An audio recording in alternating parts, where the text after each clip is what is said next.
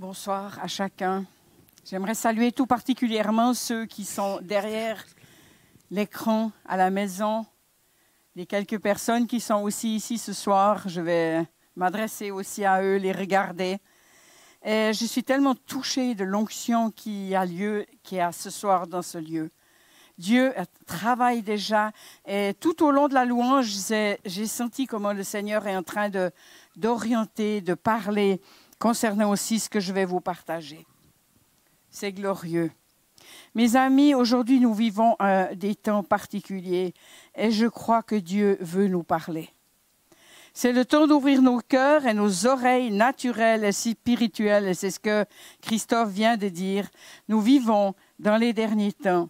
Mes amis, Jésus est à la porte. Il revient bientôt pour nous chercher. Et en attendant, il veut que nous utilisions toutes et tous. Il nous a donné des dons à chacun et le Seigneur aimerait tellement que nous puissions œuvrer tous dans son royaume, dans le témoignage, dans nos façons de vivre. Et ce soir, le thème de mon message, c'est « Prêt au changement ».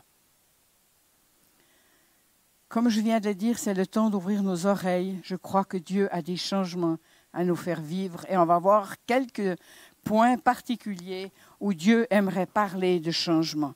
Il l'a fait constamment. Dieu est toujours en mouvement. Dans chacune de nos vies, Dieu est en mouvement. Et jamais il va ne nous laisser où on est. On peut être satisfait, heureux du trajet déjà accompli. Mais Dieu va toujours nous conduire plus loin parce qu'il nous désire toujours près de lui.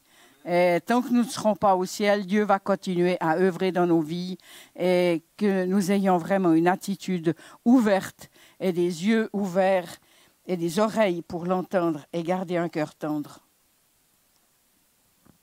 Dans le Nouveau Testament, le premier qui parle de changement personnel, c'est Jean-Baptiste dans Matthieu 3, 1 et 2. À ce moment-là, Jean-Baptiste paraît dans le désert de Judée. Il annonce « Changez de vie. Oui, le royaume des cieux est tout près de vous. » Puis, c'est Jésus qui annonce dans Matthieu 4, verset 17 « Changez votre vie. Oui, le royaume des cieux est tout près de vous. » Et la troisième référence à la naissance de l'Église, dans son premier message, Pierre répond à la foule présente pour la fête à Jérusalem, Actes 2, 38. Pierre leur répondit, « Changez de vie, que chacun de vous doit se faire baptiser au nom de Jésus-Christ. Ainsi Dieu pardonnera vos péchés et il vous donnera l'Esprit Saint. » Si dans ces temps-là, le royaume des cieux était proche, à combien plus forte raison il l'est aujourd'hui. Ce royaume, il est resté pendant toute cette période de l'Église où Jésus a instauré vraiment ses enfants dans l'Église, mais ce royaume, il va venir bientôt dans les fêtes et dans tout ce qui va... Vraiment, Dieu viendra amener ce royaume et nous pourrons le vivre avec lui. Aujourd'hui, c'est dans la foi. Et nous voyons déjà ses œuvres parce qu'il nous a équipés pour cela. Jean et Jésus parlent du royaume qui vient. Et Pierre nous montre la porte pour entrer dans ce royaume qui est Jésus-Christ. Très important de réaliser. Nous ne pouvons pas entrer dans cette porte, dans ce royaume par une autre porte. Jésus-Christ est le seul qui a payé pour nos vies. Le premier point que j'aimerais aborder, c'est le changement dans ta propre vie. Je ne veux condamner personne, mais j'aimerais être comme une sentinelle. Je crois que nous vivons des temps particuliers où Dieu veut parler à son peuple, alors que tout est ébranlé. Je crois aussi que Dieu a des plans extraordinaires pour ses enfants, plus que seulement d'être sauvés, mais une marche dans le royaume et servir le roi Jésus. Dieu nous prépare à régner avec lui, ici-bas sur la terre, pour manifester sa puissance et pour le futur dans son royaume.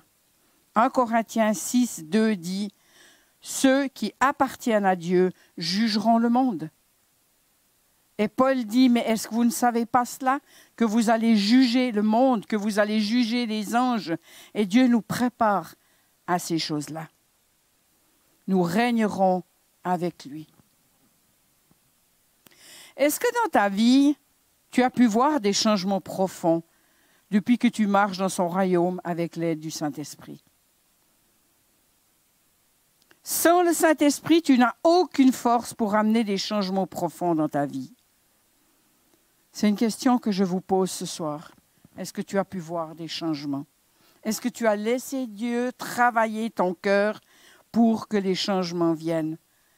Depuis tout le début de la cérémonie, depuis cette soirée, on a chanté les changements, les choses que Dieu veut faire dans les vies. Seul le Saint-Esprit va amener la lumière dans les zones d'ombre.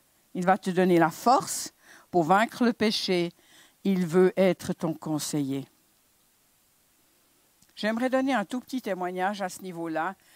Lorsqu'on était jeune, moi j'ai grandi dans une famille chrétienne depuis toute petite. Et dans l'église qu'on fréquentait, on ne parlait pas du Saint-Esprit. Il était juste, il était là, on n'avait pas l'habitude de parler ni de baptême du Saint-Esprit, quoi que ce soit.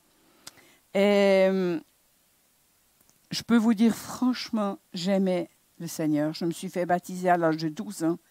Jamais j'ai eu la lumière dans ma vie avant que le Saint-Esprit vienne nous baptiser. Jamais. Je n'ai jamais réalisé, et tellement de gens ne voient pas les choses qui ne vont pas dans leur vie. Je n'ai jamais réalisé les héritages que je portais. Et quand le Saint-Esprit nous a visités, pour ma part, c'était à l'âge de 25 ans, tout est venu à la lumière. Le Saint-Esprit a fait ressortir la boue, il a fait enlever les pierres, les choses, et je peux vous dire que j'ai vécu un changement profond dans ma vie à cette époque-là. Seul le Saint-Esprit peut t'aider. Et à la fin de mon message, je prierai pour les personnes qui désirent recevoir le Saint-Esprit ou être à nouveau visitées par le Saint-Esprit. C'est tellement important.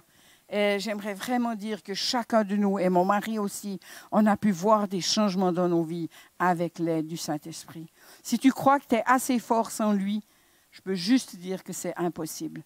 Parce que si la lumière ne vient pas dans nos cœurs, nous n'arrivons pas à voir qu'est-ce qui se passe. Les autres le voient, mais pas nous. Je sais que beaucoup ont déjà expérimenté cela et ils marchent selon la volonté de Dieu. Ils portent des fruits et ils honorent Dieu. Mais nous devons toujours veiller à garder nos cœurs sensibles. Et j'ai souvent pu réaliser que dans le chemin de la vie, nos cœurs parfois s'endurcissent. On entend des choses qui nous déplaisent, des fois il y a de la confusion qui vient. Et c'est tellement important de garder, de veiller sur nos cœurs. J'aimerais lire Éphésiens 4, 31 à 32. Ne gardez pas dans vos cœurs le mal qu'on vous a fait. Ne vous énervez pas, ne vous mettez pas en colère. Faites disparaître de chez vous les cris, les insultes, le mal sous toutes ses formes. Soyez bons les uns pour les autres. Ayez un cœur plein de tendresse. Pardonnez-vous les uns aux autres comme Dieu vous a pardonné dans le Christ. Et je pense que c'est tellement important de garder ces cœurs malléables pour pouvoir progresser et avancer. Je sais que beaucoup l'ont fait, que beaucoup le font déjà, que Dieu les utilise déjà, mais il y a tellement de gens qui gardent des fardeaux, des choses qui ne sont pas réglées dans leur vie. Et j'aimerais t'encourager ce soir, vraiment à poser cela, afin que tu puisses être utilisé comme le Seigneur le désire. Rappelle-toi, Dieu aime bénir. Il aime te bénir, il aimerait te bénir encore bien plus. C'est tellement important que tu réalises cela, que Dieu a tellement encore des bonnes choses pour toi, et c'est souvent nous qui les retenons. Le deuxième point, c'est le changement dans ta famille. C'est un vaste sujet. Vous savez tous combien l'ennemi a frappé la famille ces dernières années, dans notre pays, partout. On voit comment cette chose-là, cette chose d'amour qui devrait être là, a été ciblée par l'ennemi pour nous enlever la force, pour, à quelque part, comme couper l'herbe sous nos pieds. Et j'aimerais poser cette question, comment va ton couple? Comment va ton couple? Est-ce que tu es satisfait? Est-ce que tu es heureux de ce que tu vis? Je sais que tout ne dépend pas que de toi. Vous êtes deux. Si votre couple est enlisé et que vous n'arrivez plus à avancer, laisse le Saint-Esprit te travailler à nouveau. Crie à lui. Je crois que c'est tellement important. Je sais qu'il y a des choses qui coûtent. Abandonne la colère, la frustration, les blessures et le non-pardon. Parfois, tu arrives à le faire seul et parfois, tu as besoin de quelqu'un d'autre pour te donner la main et t'aider à sortir de cette impasse. C'est tellement important. Je sais que c'est facile à dire, mais c'est souvent plus difficile à faire, car il faut de l'humilité et de la détermination.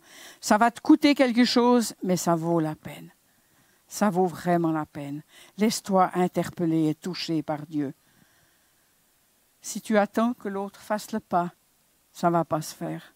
Tu dois faire le premier pas. Homme ou femme, si c'est toi, tu as le sentiment que c'est injuste, que c'est l'autre qui a fait des erreurs, fais le premier pas. Dieu le voit et il va t'aider. J'aimerais t'encourager à reconstruire ta maison sur le roc. Les vents et la tempête sont en train de s'abattre sur notre maison, sur chacune de nos maisons. Ce n'est pas difficile à voir avec ce que nous vivons ces derniers temps, de voir combien la tempête se lève. Et c'est le temps d'être fort comme jamais. Qu'est-ce qu'il va rester de cette maison avec les tempêtes qui viennent? Nous sommes un modèle pour nos enfants, pour la génération future. Beaucoup de nos enfants aujourd'hui ont peur de s'engager dans le mariage et de fonder une famille. Et on peut se poser cette question. Qu'est-ce qu'ils ont vu dans nos maisons? Qu'est-ce qu'ils ont reçu comme modèle? Ce n'est pas pour culpabiliser, c'est le temps de la grâce. C'est le temps de se reposer les bonnes questions. C'est le temps de reprendre contact. Peut-être s'il y a eu des relations brisées, si les contacts ont été perdus avec vos enfants, c'est le temps de vous remettre en question. Et refaites, les fêtes arrivent et c'est des temps très propices pour des nouveaux contacts, pour des nouvelles bénédictions. C'est le temps de semer à nouveau dans les vies, dans les maisons.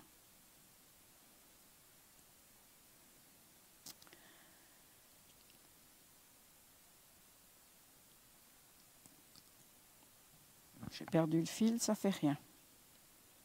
Dieu aime bénir ses enfants qui marchent dans la lumière. Je le répète encore, je crois qu'on ne le dit jamais assez. Si vous laissez la lumière venir dans vos foyers, Dieu aime bénir ces activités-là et il aime amener la paix. Et je peux vous dire que ça vaut la peine. Nous avons eu 4 enfants. Moi, j'ai passé par des grandes tempêtes avec nos enfants quand ils étaient tout petits. Et c'est là, dans cette période-là, où on était baptisés du Saint-Esprit. Et c'était très difficile pour moi parce que j'ai ramené dans mon mariage, pas dans notre couple, mais avec nos enfants, l'héritage que j'avais reçu et les blessures que j'avais reçues. Et le Saint-Esprit m'a montré le chemin pour sortir de cette impasse. Il m'a montré comment le faire, comment obéir. Et si tu es prêt à obéir, tu vas voir que la délivrance est relativement facile. Vous savez, j'avais vraiment on se dit, oui, mais toi, tu ne connais pas ce que moi je vis. J'avais un problème de colère très profond. Mon papa souvent se défoulait sur moi. Et ça n'a pas du tout impacté notre couple. Pas du tout. Je ne l'ai jamais vu avant. J'étais une personne toujours vive, mais à la maison, ça criait. J'avais l'habitude de cela. Et dans notre couple, on n'a jamais vécu ça. Mais au moment où nos enfants, ma première fille est née, ce problème est ressorti. Et Dieu m'a montré. J'ai dû crier à un moment donné à Dieu et dire, Seigneur, si je continue comme ça, c'est fichu. Et Dieu m'a donné la solution. pour être délivrés de la colère. Et la colère, ce n'est pas juste, c'est des plis qui sont profonds souvent. Et tellement de gens ont des colères. Vous savez, il y a des colères qui sont des colères simples. On sait qu'on a débordé, mais quand on ne les gère plus, c'est grave. Parce que c'est des moments où on ne sait plus ce qu'on dit et on ne sait plus ce qu'on fait. Et ça laisse des conséquences dramatiques. Mais Dieu a été bon. Il n'y a pas eu de conséquences. J'ai demandé pardon. Il y a eu restauration. Et nos enfants vont tous bien et on a une magnifique relation avec eux. Dieu aime bénir ses enfants qui marchent dans la lumière. Et ce soir, j'aimerais vraiment vous encourager. J'aimerais vous encourager à marcher dans la lumière. C'est le temps de la grâce. Nous sommes encore dans ce temps où on peut amener des changements. Des changements. Et peut-être tu te dis, mais ça ne vaut pas la peine. J'ai vu de nombreuses situations où les gens nous disaient, mais ça ne vaut plus la peine, il n'y a plus de relation. Oui, ça vaut la peine. Tu peux tenter encore une fois. Parce que Dieu va te conduire et il va te montrer comment le faire avec sagesse. Dieu aimerait que tu puisses le servir et faire les œuvres qu'il a préparées d'avance pour toi. Et c'est cette vie-là qui nous satisfait. Quand notre vie est tournée vers les autres, c'est la satisfaction qui vient. Et on est heureux.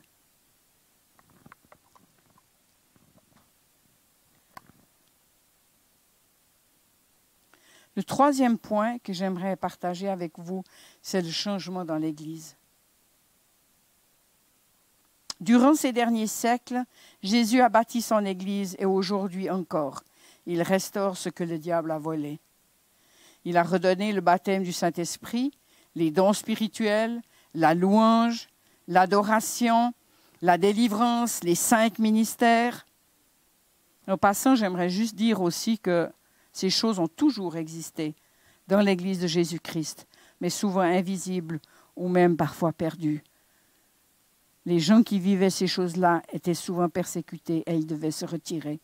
Ils devaient se mettre. Dieu à garder toujours un reste, un héritage.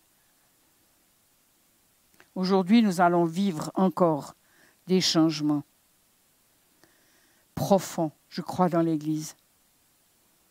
Mais c'est l'occasion de chercher les plans que Dieu a pour nous, pour son Église. Partout, on voit que Dieu interpelle ses enfants dans les temps que nous vivons. Werner a déjà parlé de la reconnaissance des ministères et de leur mise en place pour équiper les saints en vue du ministère. Ce travail est déjà en route parmi vous avec l'école destinée. Les gens sont en recherche profonde de qu'est-ce qu'ils peuvent faire. Et ça, c'est très important. Ce n'est pas une chose toute nouvelle, mais Dieu est en train de reposer des jalons profonds dans l'Église afin qu'on voie que cette Église puisse se préparer pour le réveil qui vient. Tellement important. Ce réveil vient. On a eu maintes et maintes fois des promesses. Et vous savez, je ne suis pas différente de vous. Combien de fois je me suis dit, mais Seigneur, c'est bien joli, pour le moment, on n'a encore rien vu. Mais Dieu va se manifester. Dieu va se manifester. Et peut-être dans des temps certainement très troublés. Et si chacun de vous, vous avez le cœur ouvert et les oreilles ouvertes pour voir dans quel temps vous voyez la vague, à la fin de mon message, je vous raconterai un témoignage qui m'a fait tellement de bien. C'est important de se préparer à ce que Dieu a pour nous. Je pense que ça sera rapide, mais très puissant. On va aider les gens à venir. Et on va je ne sais pas comment vous dire, la pêche, vous savez, les filets se rompaient. Et pour qu'on puisse prendre le maximum de personnes dans ces filets, on doit être là, Église, prête à œuvrer. Que ce soit à la maison, que ce soit dans l'Église. Moi, je vous dis franchement, même si on ne pouvait plus se rassembler, si ça ne reviendrait pas, avançons et Dieu va nous surprendre. On va pouvoir être connectés les uns aux autres comme on l'est maintenant. Et Dieu va continuer cette œuvre. Pour l'Église, pour le point suivant, je ne vais pas le développer car Werner va venir juste prêcher sur ce thème dans 2 semaines et je veux juste le nommer. Je crois que Dieu va remettre en évidence les racines sur lesquelles nous avons été greffés. Et c'est les Juifs. Ce matin, il a prêché à Oron et je pense que, vous savez, quand on touche à certaines choses, l'ennemi est enragé. Et dans le monde, vous pouvez voir aujourd'hui ce qui se passe avec ce peuple-là. Pourquoi? Parce qu'il a été élu. Parce qu'il a été choisi par Dieu. On pourra faire tout ce qu'on veut, le peuple juif ne passera pas. Dieu a sa main sur lui et c'est lui qui va déterminer le temps et l'histoire avec Dieu. Dieu a un plan pour cette terre au travers du peuple juif. Jésus était juif. La première Église était juive messianique jusqu'à ce que Constantin a instauré une Église étatique et petit à petit il a coupé les branches qui nous tenaient attachés au tronc. Heureusement, un reste a toujours gardé son héritage. Je ne parle pas de devenir juif ou d'adorer le peuple juif, mais juste ne pas oublier les valeurs et la bénédiction qui en découlent. Et je pense qu'on va vivre des temps où on va redécouvrir ça. Mon mari vient de me lire cet après-midi un bout du livre, si ça vous interpelle, le livre qui parle de l'Église messianique se lève. Et on voit après Jésus-Christ, dans les siècles après, comment Constantin a essayé de tout couper, en étatisant, en se disant chrétien, en gardant les faux dieux qu'il adorait et en coupant tout ce qui venait des racines juives, les fêtes juives. Il a instauré sur chaque fête juive, il a instauré des fêtes païennes. C'est absolument incroyable. C'est bouleversant de voir le travail que l'ennemi a fait pour coupler l'Église. Heureusement, il y a eu j'ai perdu le mot. L'Église protestante qui s'est levée et qui a relevé ses défis au niveau du salut, au niveau de la réforme. Mais aujourd'hui, c'est redevenu vraiment tiède et discutable. Mais Dieu a maintenu un peuple qui se tenait. Et je crois que Dieu va nous reparler de ces choses-là.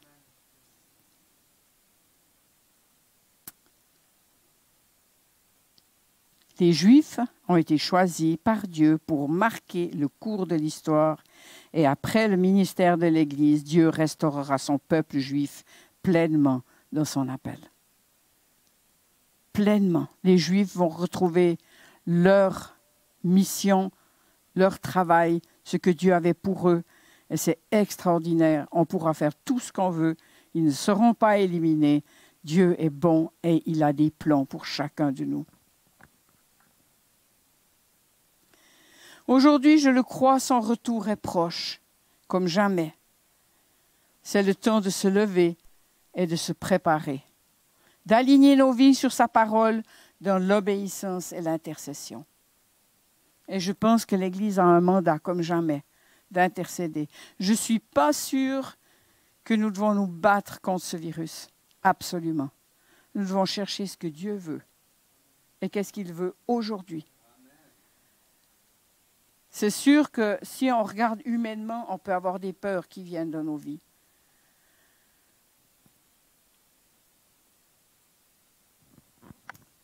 On peut avoir des soucis. Ça me fait chaque fois repenser à ce que je voulais vous partager, ce témoignage. Je vais le faire maintenant. Vendredi soir, on a été invités vers un couple pour souper avec eux, pour pouvoir partager un moment fraternel. Et ce couple nous racontait qu'ils étaient à Phuket, en Thaïlande, quand il y a eu le tsunami. J'ai dit, vous étiez là-bas, sur place? Ils ont commencé à nous raconter ce qui s'était passé. Avant de partir en vacances, lui avait prié. Il avait dit, Seigneur, on part dans ces vacances, ce n'est pas toujours des lieux extraordinaires, mais si tu veux nous utiliser, alors c'est extraordinaire au niveau vue et tout, si tu veux nous utiliser, on y va, mais on est prêt à te servir comme tu le désires, on se met à ta disposition. Et ils sont partis là-bas autour du 24 décembre. Ils sont arrivés pour les fêtes de Noël. Et le 26 au matin, ils devaient changer d'hôtel. Et puis, ils ont cherché les petits bateaux. C'est des assez petits bateaux qui prennent les gens avec leurs affaires et qui les amènent sur des autres criques. Vous savez, c'est tous des criques rondes comme ça où ils construisent ces hôtels. Où c'est absolument magnifique. Ils disaient le 26, c'était une journée comme rarement. L'eau était limpide. Les poissons, il faisait du snorkeling le matin et les poissons lui passaient entre les jambes. Il disait, mais c'était d'une beauté extraordinaire. Mais voilà qu'il était contrarié parce que son bateau ne partait pas quand lui voulait. Il aurait aimé partir rapidement et en plus, vous voyez comme on est, des fois sa femme n'était pas bien, elle était malade. Au lit, elle avait passé toute la nuit réveillée parce qu'elle avait mangé quelque chose qu'elle ne supportait pas, qu'elle était allergique, donc elle avait attrapé migraine, je vous passe les détails. Et quand il lui a dit, écoute chérie, on fait nos bagages, on part avec le premier bateau, elle lui a dit surtout pas, c'est exclu, je ne suis pas bien, on prendra un ou le deuxième suivant. Alors voilà qu'il était pas content, il était fâché parce que ça n'allait pas dans son sens. Et quand il a voulu prendre le deuxième bateau, ça n'a encore pas été. Et finalement, ils sont montés sur le troisième bateau. Et ce bateau ne voulait pas partir du port. Alors, il tempestait, il disait, mais qu'est-ce qui se passe avec ce bateau? Enfin, bref. Finalement, le bateau est parti. Les deux autres étaient déjà partis plus vite. Et quand il est arrivé sur ce bateau, ils ont navigué un petit moment. Tout d'un coup, il dit, mais il y avait quelque chose de particulier. Vous voyez, les gens qui faisaient du snorkeling, qui s'amusaient sur la plage, tout ça. Et il nous racontait exactement comment il va sur le pont. Et puis il disait, mais il voyait le capitaine qui courait en avant, qui courait en arrière. Et tout d'un coup, ce bateau, il fait demi-tour. Il dit, mais ça va pas. Voilà que maintenant, il fait encore demi-tour, il voulait crier aux gens, et il regarde au loin. Et qu'est-ce qu'il voit? À plusieurs kilomètres, il voit la vague arriver. Et c'était un homme qui était instruit pour ces choses-là, parce qu'il travaillait dans une grande filiale. Il avait été quasiment dans le monde entier, voyagé et tout, et on les avait préparés pour ces difficultés-là. Il regarde ça, il dit à sa femme, chérie, c'est pas possible. Il y a un tsunami qui vient. Et ils sont restés les deux là à regarder. Et il avait envie de crier, dire Seigneur aux gens, mais quittez cette crique, partez. Mais les gens n'entendaient rien du tout. Les gens étaient tout contents. Et tout d'un coup, il nous raconte comment la crique entière s'est vidée. Le sol et le bateau s'est posé sur le sable. Heureusement, dans la bonne direction, mais il n'était pas au bord. Ce bateau s'est posé là et il regardait. Les gens ont commencé à crier, à hurler. Sa femme a simplement mis ses deux mains comme ça. Elle a dit, Seigneur, on est dans tes mains. La vague est arrivée. Le bateau s'est soulevé de 2-3 mètres de haut. Est redescendu. Une deuxième vague est venue. Elle est redescendue. Ils sont remontés, redescendus. Personne n'a été touché. S'ils avaient été au bord, ils auraient été éjectés. Quand ils se sont retournés du côté de la terre, ils ont vu cette vague monter à peu près de 17 mètres de haut et de tout anéantir. Et eux, ils étaient sur le bateau. Protégés, aucun cheveu, personne n'a été blessé, rien du tout. Et quand j'ai entendu ce témoignage, j'ai dit, Seigneur, tu vois, dans les temps dans lesquels on est, où on vit un tsunami, tu es capable de nous porter et de nous protéger si on se met dans ses mains. Et moi, je crois qu'on n'a pas de crainte à avoir. Le temps qu'on vit, nous devons lever les yeux vers notre Dieu. Il va devenir concret pour chacun de nous, plus qu'il ne l'a jamais été. Moi, je crois qu'il va nous donner ses pensées. Qu'est-ce qui est nécessaire aujourd'hui? Mais c'est sûr que le tsunami, on le voit venir. On voit les crises financières, on voit le travail qui va se perdre. On n'est pas ça, on voit ces choses-là. Mais Dieu va nous conduire. Et je pense que là, on va pouvoir être des témoins. Ensuite, ils ont vu revenir la vague. C'était atroce. Atroce. Elle est redescendue du pays avec toutes les personnes. Et ils étaient sur leur bateau et ils ont pu aider des centaines de personnes qui étaient dans l'eau, les tirer dans le bateau. Voilà, je vous passe les détails. Comme tout le monde, vous avez pu voir ces films terribles. Et 4 jours après, ils ont été rapatriés en France. Mais ils étaient là où Dieu les voulait. Et ils ont été protégés. Et je crois que pour nous, c'est aussi comme ça. Et moi, ça m'a tellement touchée parce que des fois, on a des craintes qui viennent. On se dit, Seigneur, on va où? Est-ce qu'on va perdre nos biens, nos maisons? Qu'est-ce qu'on va devenir? Et Dieu est capable de nous porter. Et non seulement dans ce bateau, ce qui était extraordinaire, c'est qu'il y avait des promeneurs. Eux, ils ont tout perdu. Mais eux, encore un petit détail, eux, ils ont pris ce bateau. Ils avaient leurs papiers, leurs bagages, parce qu'ils changeaient d'hôtel. Donc, ils avaient tout avec eux. Et la nouvelle la plus terrible qu'ils ont appris, c'est que l'hôtel où ils devaient se rendre a été totalement rasé. Totalement. Il n'y avait plus rien et eux étaient sur le bateau. Et c'était la seule place où les touristes ont été protégés. Je ne sais pas si on réalise la bonté de Dieu. S'ils étaient partis avec le premier bateau comme lui voulait, ils étaient morts. Tout était détruit. Dieu est fidèle, Dieu est bon. Moi, je crois que c'est un temps comme jamais de crier à lui pour qu'il nous donne la compréhension des choses et qu'il nous donne sa révélation. C'est le temps d'intercéder, Église. C'est le temps de l'intercession pour dire, Seigneur, montre-nous. Des fois, moi, j'aimerais des réponses tout de suite. Je ne les ai pas tout de suite. En attendant, faisons ce que Dieu nous demande. Soyons fidèles. Je crois que c'est tellement important. Tu peux venir au piano. Super. Sans rien, le Saint-Esprit conduit les choses. J'aimerais prier avec les personnes qui sont à la maison ce soir. Vous pouvez lever vos mains, vous pouvez vous mettre comme vous le désirez. Je crois que le Saint-Esprit veut descendre dans vos maisons ce soir. Nous, ici, on a pu vivre un moment de louange extraordinaire où on a déjà senti l'œuvre du Saint-Esprit. Et je crois ce soir que le Saint-Esprit veut descendre tout à nouveau. Si tu n'as jamais eu l'occasion d'être baptisé du Saint-Esprit, appelle-le simplement. Je vais prier pour que le Saint-Esprit vienne dans vos maisons, pour que vous soyez à nouveau touchés.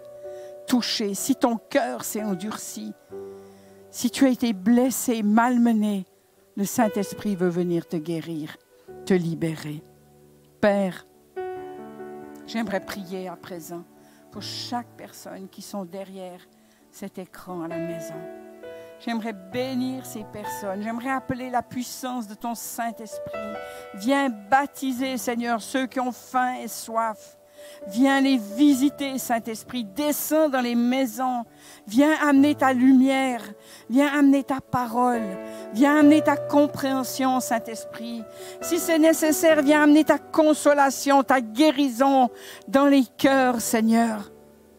Saint-Esprit, on veut te dire ce soir, sois le bienvenu. Sois le bienvenu dans nos vies. Moi, j'ai envie de te faire plus de place. Et j'ai envie surtout, Saint-Esprit, que tu viennes baptiser tout à nouveau les personnes qui se seraient refroidies et qui crient à toi. Le Seigneur me montrait ce soir que Dieu ne rejette personne qui vient à lui avec un cœur repentant.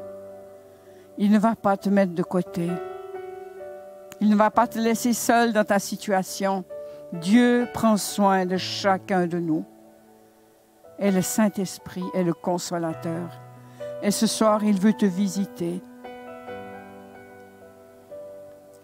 J'ai reçu aussi qu'il y a des personnes qui sont retenues dans des chaînes d'esclavage. Je vois particulièrement 2 hommes qui sont retombés dans des dépendances à cause de la peur et du confinement. Ce soir, tu peux quitter ces choses. Ne reste pas dans la passivité ou dans les excuses. Dieu veut te donner la force, mais saisis-la ce soir. Ne reste pas dans les excuses. Oh, ne te dis pas, je ferai ça demain, ce soir devant ta télé. Humilie-toi, demande pardon à Dieu. Dieu est prêt à te restaurer. Il est prêt à te délivrer de nouveau. Et je crois que c'est une occasion comme jamais de saisir cela et de te dire, Seigneur, c'est fait. Tu es ma force, mon guide. Et je veux prier aussi pour toi. Seigneur, je veux libérer aussi cette onction de libération. Je veux lier l'ennemi qui a enchaîné ces gens. Je veux briser les chaînes ce soir. Les chaînes des dépendances. Des dépendances à la pornographie. Des dépendances à la nourriture. Des dépendances qui te rendent malheureux. Une fois que c'est fait. Je veux briser cela sur les vies ce soir. Sur les personnes qui sont tombées, qui sont sous la condamnation. Et je veux particulièrement ce soir prendre autorité contre la condamnation qui te tient éloigné de Dieu. Dieu t'appelle. Dieu te dit, reviens mon enfant, reviens. Je te donne cette force de sortir de ces situations. Je veux te prier, Père, pour toutes les personnes qui ont entendu ce soir qu'il y a besoin de changement dans leur vie. Viens, Seigneur, ce soir te manifester. Viens toucher les zones sensibles qui ont besoin d'être changées. Les choses que tu veux amener à la lumière, Seigneur. Viens faire ton œuvre dans les vies personnelles, Seigneur. Et je me réjouis d'entendre, Seigneur, les personnes qui auront vécu des choses profondes. Seigneur, j'aimerais te prier pour les familles où il y a de la destruction, pour les enfants. J'aimerais te prier, Seigneur, pour ceux qui ont été blessés. J'aimerais aussi lier l'esprit de divorce, l'esprit de haine, l'esprit de dispute, l'esprit de chicane, l'esprit de colère. Je prends autorité contre ces choses et je commande à ces esprits de quitter ces maisons dans le nom de Jésus. Que ces choses-là disparaissent de ton peuple, Seigneur. Tu redonnes des bonnes dispositions, tu redonnes la force pour aimer l'autre, pour aimer de nouveau, Seigneur, le conjoint. Et je crois, Seigneur, que tu veux restaurer des relations ce soir, des relations perdues. Tu veux restaurer des relations avec les enfants, des demandes de pardon. Tu veux faire ces choses, Seigneur, ce soir. Je te prie pour cela, Père, dans le nom de Jésus. Amen.